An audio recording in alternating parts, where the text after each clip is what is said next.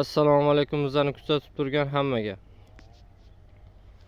Bugun yana bir bog'imizdagi yangi uzum navi o'tgan yili payvand bo'lgan, shu yil mana shuncha o'sgan.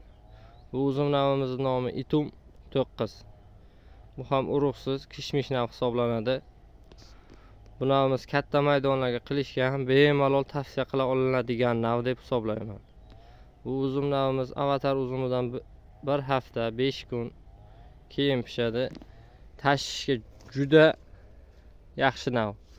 Go'shtlari zich, oz vaqt ichida o'zini yo'qotib qo'yadigan nav emas. Xudo xolasa uzoq joylarga tashishda ham juda qulay nav hisoblanadi. Bu Itum 9 navimiz 15 gramdan to 18 gramgacha bo'lishi yozilgan.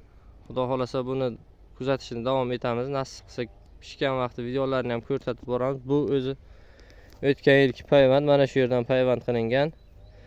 Mana shu qalinlikdagi novda mana shunday 3 ta kuchlik baquvvat novdalarni o'stirib bergan.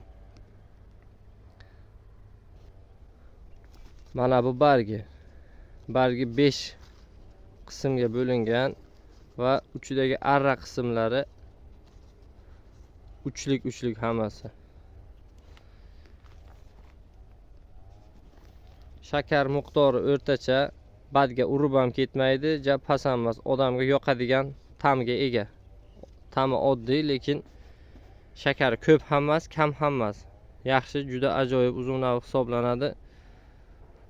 Inshaalloh buni pishgan videolarini ham ko'rsataman. Bizlarni kuzatishni davom etinglar.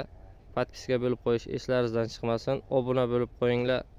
Xudo xohlasa bundan ham yangi kishmish urug'siz uzum navlarni qo'yib boramiz. Sog' bo'linglar, salomat bo'linglar.